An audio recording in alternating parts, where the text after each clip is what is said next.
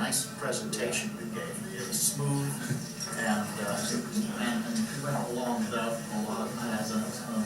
That's right. No, it's very good. Now, you talked earlier about California and Hawaii being different. What about the Mexican War? The area gotten from the Mexican War. It was a war of conquest. You took there was like, for example, New Mexico, which was not perhaps as well developed as California at the time, but nevertheless had still part of Mexico, but had its actually a little bit of a slightly separate Mexican culture. It's a little bit different from the old Mexican culture. California's culture, Californian culture was a little different from the rest of Mexican culture. How would that come since these areas were taken originally by the U.S.? But from Mexico, right, of the native peoples.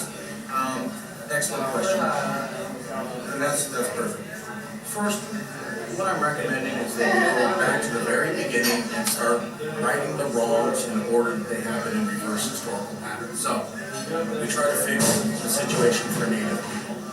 In the book, I look around the country and I propose that the pockets that are very few here in America, where you have native populations that are large enough to be a sizable nation state, be given the option to make that choice for themselves.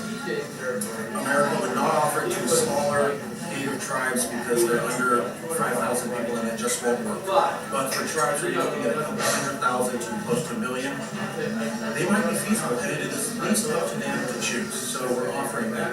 Secondly, when Mexico conquered the native territories, the part that was really largely developed was California.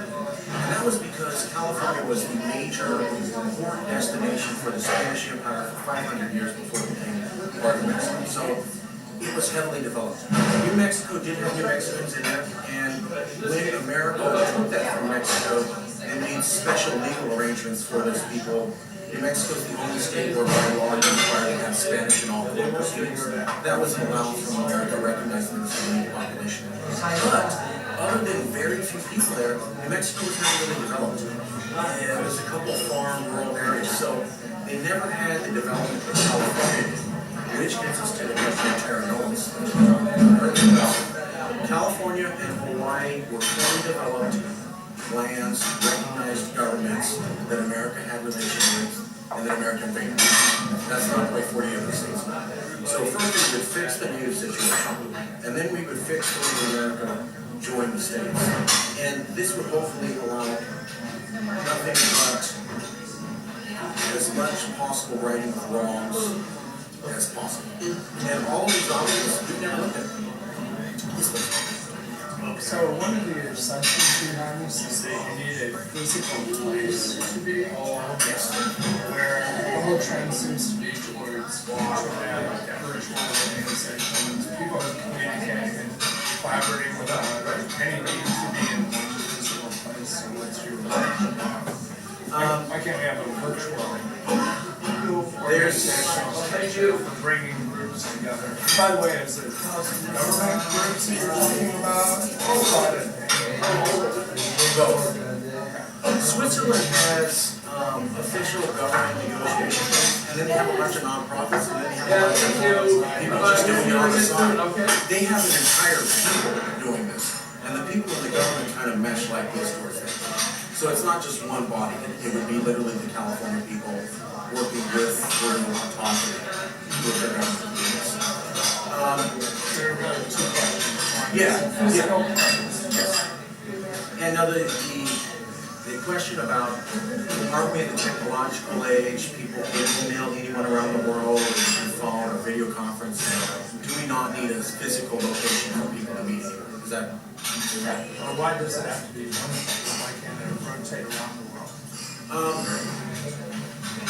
Well, that's a second question. I'll answer the first one. The first question. I have this documented in the book. Lots of studies. And basically they go, the death of distance that you've heard about is all hype.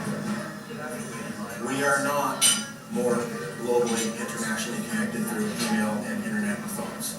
It's all commercials, it's all what we think. There's multiple studies in here, principally by Pankaj Gemwan, who works at Harvard University, where he shows that only 10% of every nation on the planet actually has communications outside of their country. And that most people, even though you have the ability to email someone around the world, you don't.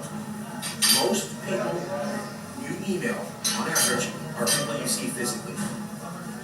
Most of your emails are people you see, or that you actually know, which means there's still that physical connection. And I have multiple studies showing that you don't get above 10% of this actual, the real abilities of the technological age allow you to communicate with anybody around the world. 90% of all use of everyone on the planet for this technology is with people in their neighborhood. So we are still a physical, I need to see you face to face type people. And I have documented scientific studies, banking studies, international corporate studies, and international corporate relations studies, all proven to be true. I mentioned something here too. There are a lot of cultures in Latin America and the Middle East and stuff where they like to personally know you personally before they will do business with you. And the idea of just watching somebody on a screen over the internet just doesn't make it. That's why a lot of times in business negotiations, this place may go on for a long time, multiple meetings, family members coming in, everybody's kind of looking like, can we trust this guy? How well is it going to work? All sort of thing. So, yeah, I can see the point there. The place where people can actually meet and talk about there is. I guess the other question is, given the superpowers only have their own sphere of influence, why in the world do they come to California? Right. So the Indian people would have an Indian location where they and their friends would get together, a Brazilian group would form, and they would meet in Brazil, obviously. Russians are close to Russia. So what's wrong with having 7 spots around the world where that's where people meet? Why does it all have to be in California? You have to have a central negotiation place because it's the thing that gets everybody talking. And when you have separate discussion centers that don't link, then you have separate decisions being made. And that was the pattern that led up to World War I, World War II, foreign policy scholars. You pull out of one thing where everybody has to sit at a table like this. Suddenly, I'm making my own decisions here. I have no idea what you're doing. And I begin to carry the less. And when I get hardened in my emotional attitude like that, I'm more likely to go into war or say, hey, if you don't like it, I got a trade barrier. If you want to come over here, I got tanks. When I have to see you every day at the table, I tend to be more nice. And that's what the foreign policy scholars are saying. You need a central body, and that's why Switzerland worked. That's why most of the last 200 years has been largely peaceful or a reduction of the wars we could have. So why not here?